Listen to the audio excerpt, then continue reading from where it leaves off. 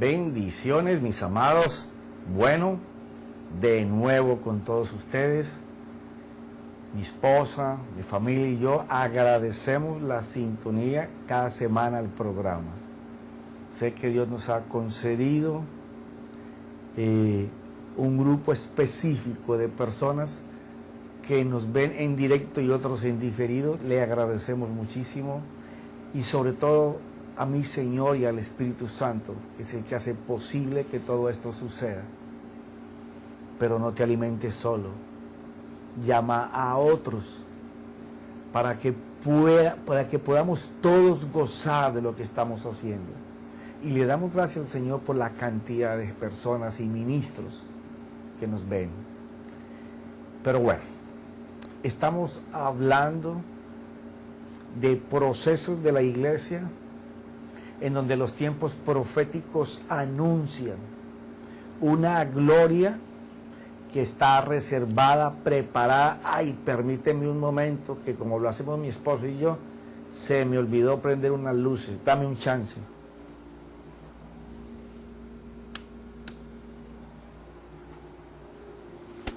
Bueno, esto es en directo, suceden todas estas cosas. Bueno, nos ha tocado vivir un momento de gloria en donde nosotros vamos a ver cosas que sucedían en el ministerio de nuestro Señor Jesús en el hoy, en el ahora, pero con una generación que esté interesada en el principio de Dios, que no esté interesado en sus planes, porque hay dos tipos de iglesia: la que se interesa por el desarrollo del ministro y la otra que es la que se interesa por la gente para que se desarrolle a favor del Señor, en donde el ministro es la herramienta de Dios que Él usa no para sus intereses, sino para los intereses de los que Dios coloca bajo su gobierno. Son dos cosas diferentes. La una es iglesia de programación y eventos para poder lograr alcanzar las metas que el hombre y la mujer que está gobernando la iglesia se proponen. La otra es dejar que el Espíritu Santo gobierne para que Dios haga las conexiones divinas que nos van a transportar a aquellas cosas que Dios quiere hacer. Pero bueno, eso todo lo vamos a ver cuando entremos a mirar lo de la gloria, lo que es el santuario de Dios en nuestra vida hoy. Pero quedamos la semana pasada en el principio, porque este es un principio que está dado por el Señor Jesús, se repite durante toda la Biblia. El apóstol Pablo tuvo la claridad, el entendimiento de abrir los ojos espirituales de todos los religiosos de esa época y de sembrar pautas, que el mismo Pedro dice, habla cosas difíciles de entender, pero escucharle porque son verdades, ¿ya? O sea, oráculos que el Espíritu Santo abrió y que hoy nos toca revivir. Y quedamos la semana pasada, terminamos en Efesios capítulo 3, donde en el versículo 14 el apóstol Pablo hace una connotación que a mí siempre me impresiona. Él habla de que está de rodillas delante del Padre. Wow, pidiendo por la iglesia determinadas cosas que hemos estado ya revisando en capítulos anteriores. Y llegamos al punto de el que pueda permitir esa regeneración del Espíritu y de la mano de Cristo. En él, el Espíritu le derrama, o sea, lo inunda, lo llena de el amor de Dios por él. Ojo que esto sí muy importante. El Espíritu Santo es el que nos derrama el amor de Dios por cada uno de nosotros.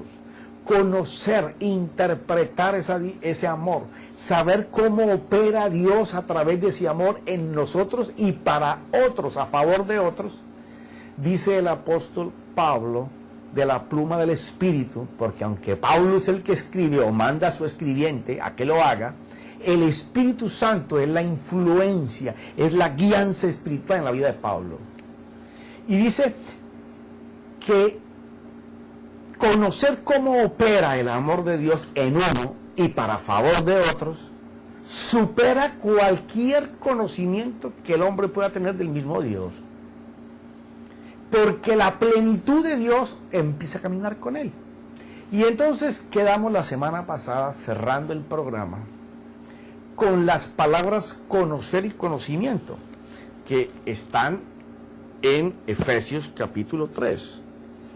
Uy, ¿qué le pasó aquí a mi Biblia? Algo le pasó. Ay, se me arrancó una hoja, santo Dios. A trabajar para pegarla. Ok. Dice, seáis capaces de comprender con todos los santos. Una cosa es comprender, la posibilidad de entender para practicar. ¿Ya? ¿Cuál es la anchura, la longitud, la altura y la profundidad? Y de conocer el amor de Cristo que sobrepasa el conocimiento, para que seáis llenos hasta la medida de toda la plenitud de Dios. Y cuando nosotros aprendemos esto, entonces el 20 se cumple. Y aquel que es poderoso para hacer todo mucho más abundante de lo que pedimos o entendemos o lo que imaginamos de alguna Biblia, según el poder que obra de Él en nosotros. Entonces mira esto, las palabras que estábamos viendo en el versículo 19 es conocer el amor. Y el conocer el amor nos lleva a sobrepasar un conocimiento, lo cual nos llena de la plenitud de Dios. Y entonces estábamos mirando esas dos palabras. Ven, yo pongo esto aquí porque esta hojita la he trasteado tanto que la tengo muy débil. Ay, santo cielo. Entonces habíamos quedado en la palabra conocer y conocimiento. Y entonces teníamos que dar la interpretación de las palabras con las que se escribieron, que fueron del griego, y tenemos que contemplar dentro del conocimiento y el conocer las palabras que se usan en este versículo en específico, el 19 y el 20, ¿ya? Y es lo siguiente, hablamos de que ginosco, que es la palabra primero de conocimiento, de conocer, es lo que hace saber hasta entender cómo opera el amor de Cristo. O sea, la primera etapa del conocimiento te tiene que llevar a conocer cómo opera el amor de Dios en nosotros. Pregunta, ¿lo conocemos? ¿Conocemos cómo opera el amor de Dios en nosotros? ¿Sabes por qué no conoce la iglesia esto? Y no lo conoce no porque no esté escrito, ni porque se haya escrito de él, sino porque la iglesia se encaminó a buscar la bendición que tiene la mano de Dios y no buscar el corazón de Dios. Porque aquel que conoce cómo opera el amor de Dios en nosotros tiene que estar en una relación constante de experiencia de amorío con Dios. Usted no podrá conocer si en su diario vivir no puede experimentar el amor que Dios le tiene. Porque usted va a dar y yo voy a dar de lo que tengamos de Él dentro de nosotros. Por esas razones que hay tan poco interés en la gente, porque ven en nosotros un interés en donde solo ellos nos interesan para formar las cosas que nosotros queremos desarrollar en programación y eventos, para alcanzar números. O sea, la iglesia que solamente es de programas, estadísticas y finanzas. Y no que las finanzas no sean necesarias para llevar el reino de Dios. Es muy diferente endeudar la iglesia para hacer proyectos que permitir que Dios supla y dé las conexiones para llevar adelante tus eventos. Porque ahí es favor de Dios. En el otro hay que estar clamando a toda hora por misericordia para que Él tape los huecos de nuestros créditos. Sé que es duro, porque en ese ámbito se mueve la iglesia a nivel mundial, salvo algunas pocas excepciones de hombres y mujeres en toda lengua que han entendido que esto es Dios proveyendo si yo estoy en el corazón de amorío con Dios. Ok, sé que es duro, pero esa es la verdad. Aquí, para llegar solamente a conocer ese amor, se necesita vivir dependiente totalmente de ese Dios, ¿ya? Donde la operación del Espíritu Santo es en control, en gobierno sobre nuestra voluntad. O sea, es donde nuestros pensamientos, palabras y hechos están dirigidas solo por el Espíritu Santo. Profeta, entonces usted está diciendo que la gente no tiene el Espíritu Santo. No, no te estoy diciendo eso. Por eso te expliqué la semana pasada lo del Espíritu Santo por nosotros, abogando para que nosotros nos arrepintamos, redarguyéndonos. El Espíritu Santo dentro de nosotros, haciendo esa purificación de los antivalores para poder colocar los valores de Dios en nosotros. Allí es en ese lavacro espiritual donde nosotros vamos a crecer y a desarrollar presencia. Pero otra cosa es el Espíritu Santo sobre nosotros, gobernando nuestros pensamientos, nuestras palabras y nuestros hechos. Ahí hay que estar lleno de la plenitud del amor de Dios, para movernos no por nuestras intenciones y nuestros deseos. Si hemos sido escogidos como ministros, la palabra es bien clara en Efesios 4:11, es para llevar la iglesia a un determinado nivel de la plenitud de Dios. Esto te va a revolucionar. Y si tú eres un ministro y me estás escuchando, te vas a sentir retado por la palabra, desafiado por ella. Vas a entender también el por qué, buscando las cosas equivocadas, no has podido avanzar. Y cómo otros están avanzando. Y Dios le provee todos los recursos para cosas grandísimas. Yo sé, a muchos no les gusta la verdad. Pero no estoy aquí para peinarte. Estoy aquí para dañarte el peinado. Para que tu mente sea sacudida, tu corazón sea sacudido. Porque estás marcado por Dios para servir. En cualquier ámbito en la iglesia. Pero hay que seguir los parámetros establecidos por Dios. Mira esto. Otra palabra, ya no para hablar de conocimiento, sino de ya un conocimiento con experiencias, es la palabra epinosquio. ¿Ya? La palabra epiginosco. Epiginosco. La palabra epiginosco ya es un tratamiento más profundo de los amoríos con Dios, porque se dice así: es percibir plenamente, reconocer atentamente la intervención divina, de tal manera que no podamos evitar la percepción de su presencia. Ya esto es experiencias. Cuando ya, es que por eso te hablaba de la sabiduría en el conocimiento. Ser sabio es poder hallar la diferencia en el conocimiento que te va a llevar a otra dimensión. Por eso el apóstol habla que conocer la operación de ese amor nos llena de la plenitud de Dios. Entonces estás lleno de presencia porque el amor de Dios te invade. Lo más importante es que el amor de Dios te invada. Él ya nos ama. Aún antes de que el mundo fuera mundo, preparó a su Hijo por ti y por mí. El hecho es que tú tengas las experiencias con ese amor. Pero te comparaban días pasados como con la esposa, como con los hijos. Que tú puedas experimentar en el diario vivir ese amor, y hablaba de cómo es el amor, cómo tú manifiestas amor. Ya no voy a regresar a eso. Ahora, epiginosco es percibir plenamente y reconocer atentamente la intervención divina, de tal manera que no podamos evitar la percepción de su presencia. Estamos hablando de que ya hay una intimidad por el deseo de Dios. Ya, yo no le voy a llevar mis deseos para que Dios me los bendiga. No, no, no. Yo voy a ir para que Él me enseñe qué es lo que Él desea que yo haga. Recuerda la fórmula del Señor que te lo he dicho tantas veces.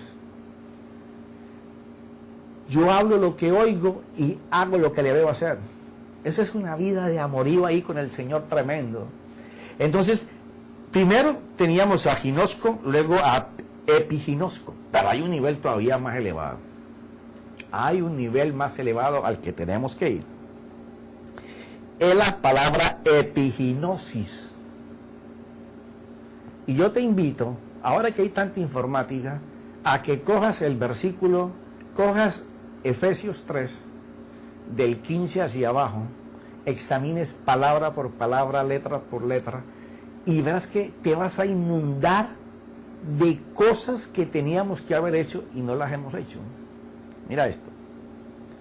Epiginosis, conocimiento total y pleno, que es donde el apóstol está hablando de que conocer la operación de ese amor, cómo se mueve, qué es lo que desea ese amor, ya nos llena de la plenitud de él.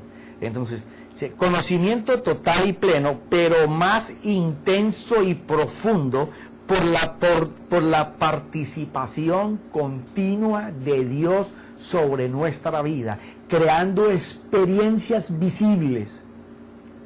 Porque amor de palabras siempre se ha fracasado. Míralo en cualquier relación. Ahora, las palabras son importantes, pero no son el todo de una relación de amor con una persona. Tienen que haber experiencias diarias, donde la honra, el deseo del bien para el otro, de que el otro salga adelante, de que pasen los menores esfuerzos, porque estoy dispuesto, como él dijo, ya, a dar la vida. Eso es amar. ¿Ya? Profeta, es que usted no conoce al prójimo. Bueno, él lo conocía y dijo que lo amáramos igual que a él. Ahora vamos a ir ahí.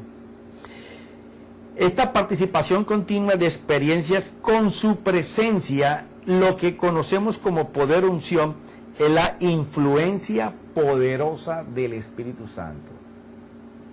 O sea que es muy importante la vida con el Espíritu Santo.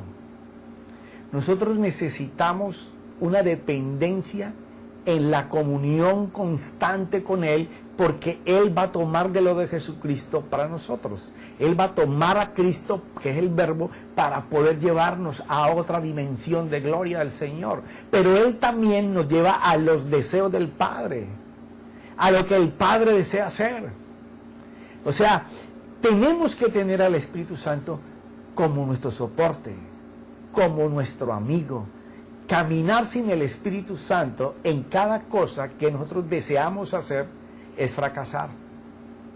Porque Él es el único que nos puede manifestar las cosas eternas que el Padre ha guardado para este tiempo. Ahora fíjate, quiero que miremos algo que el Señor anuncia y que los evangelios narran sobre la pregunta de aquel hombre que quiso poner en jaque al Señor sobre el mayor mandamiento, y el primero y el segundo, que tal vez la semana pasada que lo íbamos a estar tocando. Quiero que vamos a Marcos capítulo 12. Marcos 12. Ok. Mira lo que está pasando aquí. Están hablando sobre la resurrección. Viene hablando desde el versículo 18. Y no te voy a parafrasear todas las cosas que están allí, porque también algo tienes que hacer tú ahí en tu casa, con tu Biblia. Entonces el Señor termina explicando todo esto. El versículo 27, y dice: Él no es Dios de muertos, sino de vivos. Vosotros estáis muy equivocados. Entonces comienza a explicar algo en lo que el Evangelio se basa y el Sermón del Monte, que es la institución de la gracia, la institución para la iglesia. ¿Ya? Y dice lo siguiente, versículo 28, Cuando uno de los escribas se acercó, lo oyó discutir y reconociendo que les había contestado bien, le preguntó, ¿cuál mandamiento es el más importante de todos?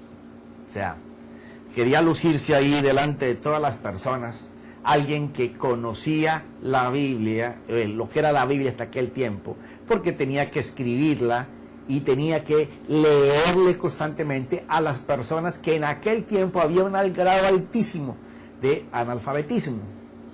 Entonces era gente que repetía y repetía y repetía tanto las escrituras que se las conocían de memoria.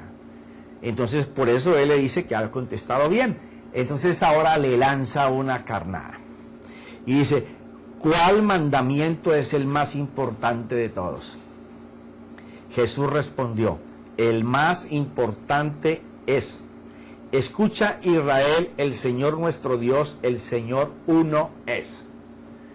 O sea, tú sabes que Israel iba detrás de muchísimos dioses. Con tal de que le fuera bien, él iba detrás de lo que fuera. Y ahí se apartaba del Señor por eso. Y le digo, bueno, tenaz, toda la Biblia nos habla sobre eso. Entonces, primero lo enfoca en que Dios uno es. ¿Ya?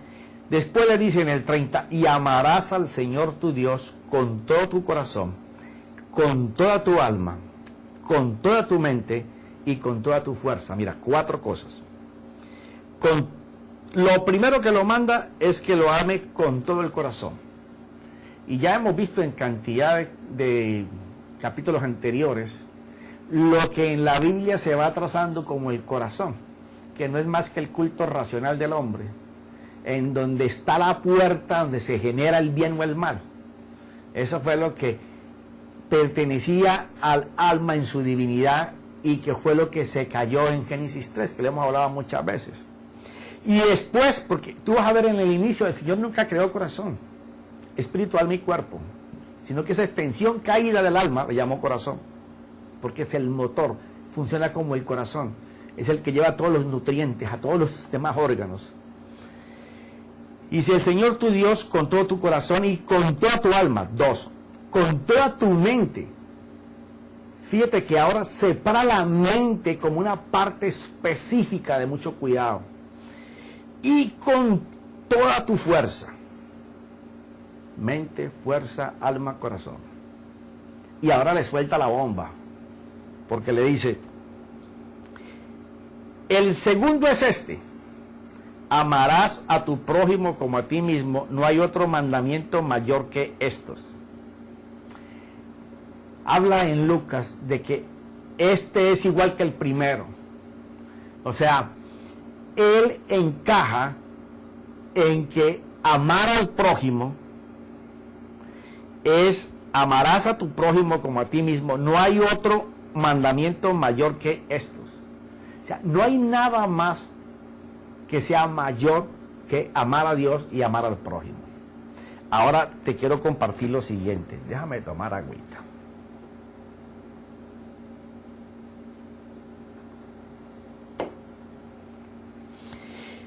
Él no dice que ya lo amamos. Él no dice, bueno, tal vez tú ames al prójimo, o el prójimo te va a amar a ti. No, él coloca el mismo verbo para las dos, para Dios y para el prójimo. Es amarás.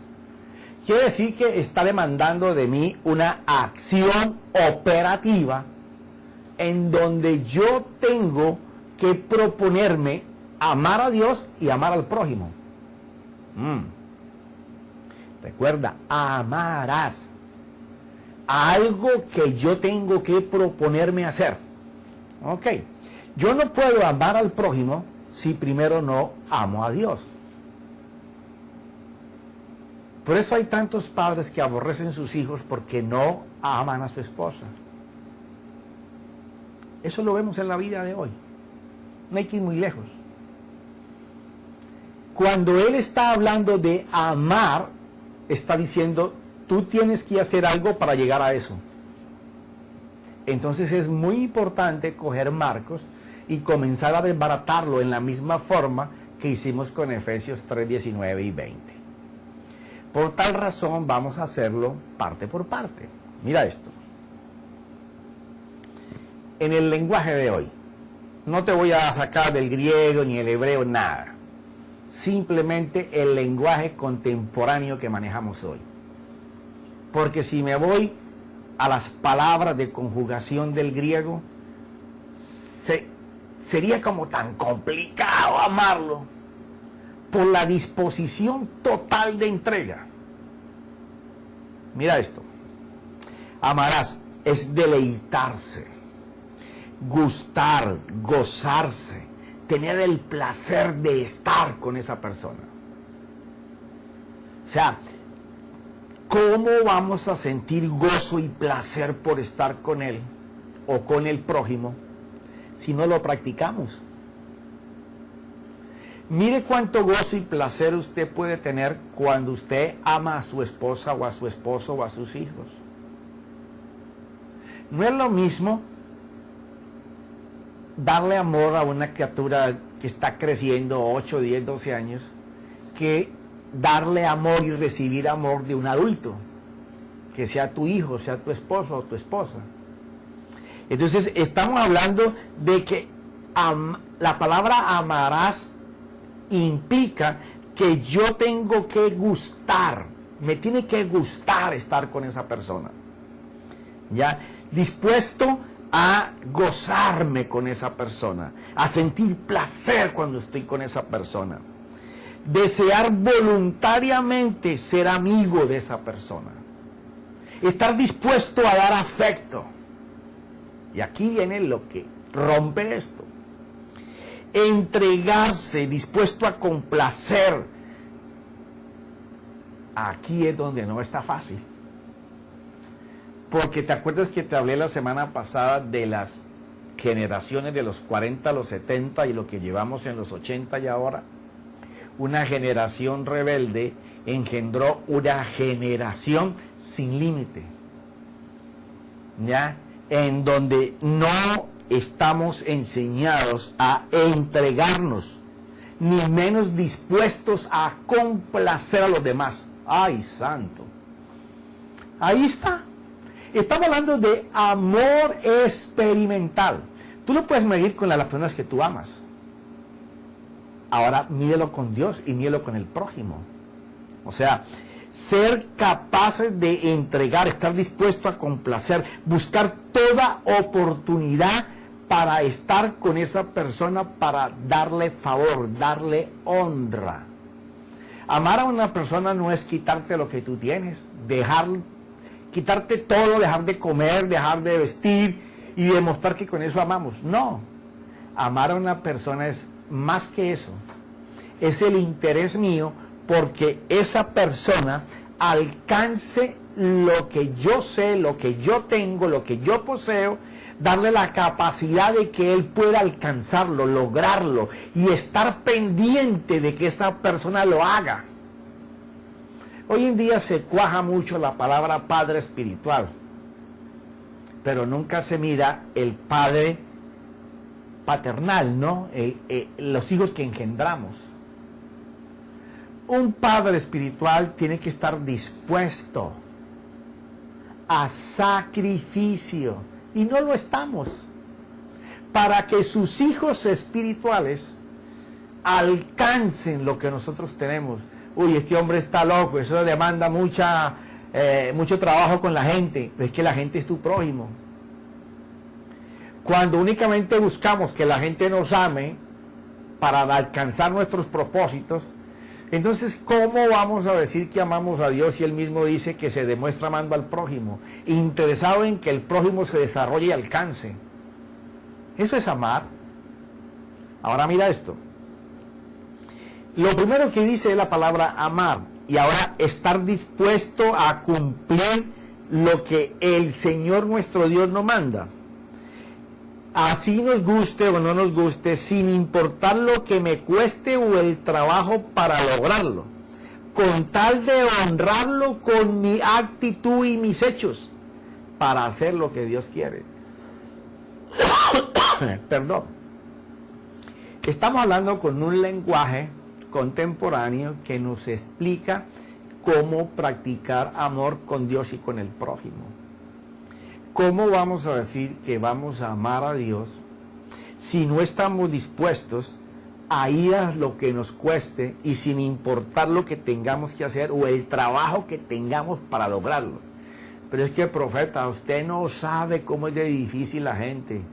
¿Tú crees que yo no trato con gente? El Señor no trató con gente, pero todos los que se pusieron en el camino para ser amados fueron amados. Aún más, tú miras la cruz, en el uno derramó el amor, en el otro no se lo negó, no lo juzgó, no lo criticó. O sea, es estar dispuesto a amar. El que te rechace, pues tendrá, ¿qué puedes hacer con él? Te rechaza. Pero no por eso lo juzgas, ni murmuras, ni lo criticas, porque entonces no practicarías amor. Simplemente que la oportunidad se dé para amarlo, y si no se da, ¿qué podemos hacer? Pero vamos a amar a la gente con actitud, que mis hechos enseñen que Dios está amando a través de mí a las personas. Pero para hacer esto tenemos que experimentar cuán amados somos por Él en toda su plenitud. O sea, si el conocimiento no nos lleva a llenarnos del amor de Dios, el conocimiento solamente quedó en la mente. Por eso Él habla después de la mente. Se necesita que en tu corazón se cuajen sentimientos y emociones por los demás.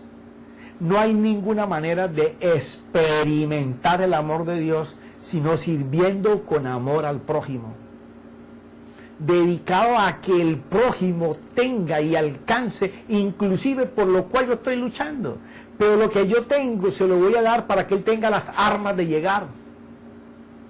Eso es amar, buscar el beneficio para otro. Todos no van a caber dentro de tu costal. Bueno, los que quepan se lo vas a manifestar, pero que haya testimonio de gente. Si tienes miles, que los miles que están contigo hablen del amor tuyo por ellos. Uy, pero es que yo no puedo con todos los miles. Bueno, tú vas a amar a todos los que puedas amar, y cuando tú les hables a ellos, les vas a dar a todos las mismas armas que Dios te da a ti para enseñarte cómo te ama. Así es esto. Mira esto. Cuando él habla de corazón y alma, lo he juntado. ¿Por qué razón? Porque el corazón, siendo una extensión caída del alma, el motor poderoso que trae el alimento bueno o malo hacia nuestro ser interior, ya lo he colocado en el mismo plano en que estaba en el principio cuando la creación. Mira esto. Con todo nuestro culto racional, con toda nuestra mente, intelecto, imaginación, pero también con todos nuestros sentimientos, apegos, voluntad, conciencia, que la expresión de nuestras emociones, palabras y hechos solo sean para alimentar nuestra pasión por Dios y por la gente. Ay, santo, me detengo aquí un poquito. Familia, viene un tiempo de gloria. La iglesia está entrando en el tiempo de gloria. Hay una generación que está creciendo asqueada de los argumentos y estrategias en el desarrollo del conocimiento que la iglesia ha tenido. Asqueado de ver cómo se busca solamente placer, poder y gloria entre los hombres, donde se dejan vender por los deseos de los ojos y las pasiones que en el mundo hay. Esta generación fueron llevados por ellos al Señor, pero igual que la gente en el desierto, aquellos que todavía estaban amando las lentejas y los frijoles y los masacotes que les preparaba el faraón, que pertenece al gobierno del mundo, ninguno de esos pudo entrar a la tierra prometida. Pero aquellos niños que fueron naciendo en el desierto, viendo milagros, viendo señal, viendo cómo Dios hablaba y se producían cosas maravillosas, sobrenaturales, esta gente es la que va a hablar de la pasión y el amor de Dios. Gente que no va a vivir en lo corriente. gente que no se va a contemplar con un mensajito ahí pinceleado de varios libros sacados de internet. No, no, mensajes que el Espíritu Santo atraviese el corazón de las personas y divida lo humano de lo espiritual, lo carnal de lo divino, en donde sepamos que somos barro y que el oro que nos cubre es el del Espíritu Santo y Cristo, que seamos dependientes de ellos, ya que todas nuestras emociones, nuestros sentimientos, cuando los sentimientos se expresen, nuestras emociones exploren hacia afuera solamente cómo Dios ama a su prójimo. Que ellos puedan ver en nosotros el amor de Dios hacia ellos. Que el interés de la iglesia sea el prójimo, no la visión del ministerio. No, el ministerio tendrá una gran visión cuando ellos estén enfocados en el prójimo. Por eso lo que te he hablado en tantos pasajes sobre el Señor hablándole a los discípulos en el encuentro con la samaritana, hay un alimento que yo tengo que comer, que ustedes no conocen, no lo pueden hacer todavía, pero yo estoy aquí esperando comer ese alimento. La necesidad no de ella, sino que a través de esa necesidad que suplió en ella, ella le trajo un pueblo. Así va a ser la iglesia de hoy. Cuando nos enfoquemos en la necesidad espiritual y hasta física de las personas, no habrá espacio para colocar las personas, porque la gente no anda buscando solamente que tú le des un mercadito, un saco viejo, un pantalón usado, una zapatilla usada. No, ellos están buscando quien les dé una fórmula para cambiar sus vidas. Eso es lo que el mundo entero busca. Y la iglesia tiene que pararse. Cuando estemos hablando de la preposición, donde Dios propone la proposición, vamos a hablar de algo de la fe, que en el tiempo del Señor tocaba todo lo que era la cultura. Hoy queremos que solamente toque el corazón de una persona, pero no queremos tocar su ambiente, su atmósfera, su lenguaje, su cultura, su sociedad. Por eso es que la iglesia apenas ahora está avanzando a penetrar lo que es la cultura, la sociedad completamente. ¿Por qué hay tan poco de la sociedad en la iglesia? Porque tenemos una fe que se convirtió en religión. Solamente queremos cazar el alma de una persona, pero no queremos cazar su vida, su ambiente, su atmósfera. El evangelio está hecho para transformar el ambiente de esa persona, la atmósfera donde se mueve esa persona, para desestabilizar los gobiernos de cada región, de cada país. Y solamente el amor de Dios lo va a hacer. Sigo. Luego habla de la mente, que tiene mucho que ver con el conocimiento que hablaba Pablo en Efesios. Pero mira esto. Cuando hablamos de que nos vamos a proponer amar, y ya miramos cómo, a coger el corazón y nuestra alma y sujetarlo todo para ir solamente por Él. Entonces el Señor sacó, cuando la mente hace parte de la parte interior espiritual del hombre, ahora la saca y dice, ojo, muchachos, la mente, ¿por qué razón? Mira esto, enfocado y determinado en crear solo deseo de estar con Él, hablar con Él, oírle a Él, estar unido a Él. O sea, cuando estamos hablando aquí, familia, estamos hablando lo que te he dicho en tantos capítulos anteriores. Estar enfocado en fabricar deseos, pero para poder amar y crear esos deseos, tú tienes que autoobligarte, autodisciplinarte para poder hacerlos. Entonces, cuando estamos viendo aquí, enfocados y determinados en crear solo deseos de estar con Él, hablar con Él, oírle a Él y estar unido a Él. Por eso es que cuando el apóstol habla en Romanos 8:1 y habla de que para este tipo de personas no hay condenación, es los que pueden enfocar la mente solamente en el deseo de Dios.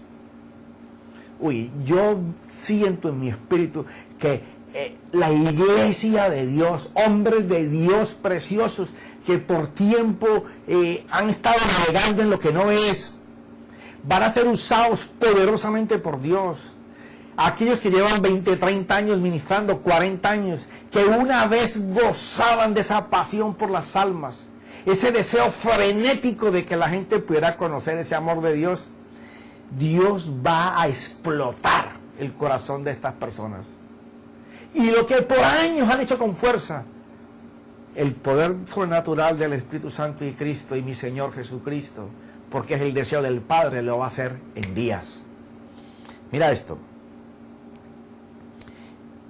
Más adelante, cuando estemos hablando sobre la mesa de los panes, donde Dios propone la palabra, vamos a hablar mucho más de lo que es la mente, ¿ya? Ahora, saca la palabra fuerza, y esta sí tuve que ir a buscarla del hebreo y el griego, porque el diccionario me habla de una fuerza que no es la que Dios está hablando ahí en Marcos 12. Del hebreo la palabra meo, M-E-O-D, y del griego la palabra esgeo, S-J-E-O. Emplear toda nuestra fuerza y la fuerza espiritual se determina por vehemencia. Quiere decir que la fuerza espiritual mía me doy cuenta que la estoy colocando cuando soy vehemente, cuando tengo vehemencia por el corazón, por el deseo de Dios, por lo que Dios desea hacer. ¿Ya? Vehemencia en nuestros deseos, cuando por lograrlos nos sometemos con toda nuestra capacidad e involucramos todo nuestro ser. Todo está preparado, dispuesto dentro de mi interior, mi mente, mis deseos. Mi mente está fabricando deseos por saber qué es lo que Dios desea que yo haga. Y yo estoy loco porque Dios me lo diga. Eso es vehemencia. No me voy a mover sin que Dios me diga cómo y cuándo. ¿Ya? Cuando por lograrlo nos sometemos con toda nuestra capacidad e involucramos todo nuestro ser a que continuamente lo busque como una necesidad, como un deber, hasta el punto de agonizar si no lo podemos lograr. Te lo repito y ahí terminamos, porque ya mi esposa me dijo, te pasaste. Y me parece que empecé apenas ahora. Mira esto. Emplear toda nuestra fuerza y la fuerza espiritual se determina por vehemencia en nuestros deseos. Cuando por lograrlos nos sometemos en todo, con toda nuestra capacidad e involucramos todo nuestro ser a que continuamente, en todo momento, ahora entiendo el de orar en todo tiempo, ¿ya? A que continuamente lo busque como una necesidad. Es una necesidad buscar ese amor. Como un deber. O sea, me lo voy a imponer como algo que tengo que hacer todos los días, en todo momento, a toda hora. Hasta el punto de agonizar si no lo podemos lograr. Y en ese punto vamos a empezar la próxima semana. Porque toda la gente que he leído desde el siglo XVI hasta el presente, de gente provocadora de presencia y gloria, se movieron en esta fuerza, en esa vehemencia de agonizar por ver el amor de Dios por la gente. Oh, Dios mío, esto va a ser glorioso, porque el santuario de Dios es para servir a los demás. Claro, si conocemos el santuario de Dios solamente en lo que se hizo en las cartas de Moisés, y le pasamos de largo a la escritura, no vamos a entender lo que un sumo sacerdote hacía allá adentro. Pero se me acabó el tiempo por hoy. Mis amados, no crean que es solamente un desafío para ustedes. Lo es para mí también. Lo es para mí. Yo también tengo que crecer en amar al prójimo. Tengo que crecer porque es la única manera de manifestar que la plenitud de su amor está conmigo. Que no son solo palabras, sino que tengo actitudes, hechos, pensamientos, cosas que enseñan que yo amo a la gente. Para mí también es un desafío. Padre, Señor mío, te doy gracias en el nombre de Jesús. Yo sé, Espíritu Santo, que sin tu ayuda es imposible poder contemplar cómo Dios nos ama. Y si no podemos contemplar cómo Dios nos ama, es todavía más imposible amar a nuestro prójimo. Pero Señor, yo sé que tú nos inundaste de ese amor cuando decidimos recibir al Señor. Necesitamos permitir que el Espíritu Santo y Cristo nos abran los ojos del entendimiento y podamos ver con claridad cómo Dios nos ama y ese amor que es lo que involucra para nuestro prójimo, ya que los dos son los más altos mandamientos que Dios considera como uno solo. En el nombre de Jesús, amén y amén.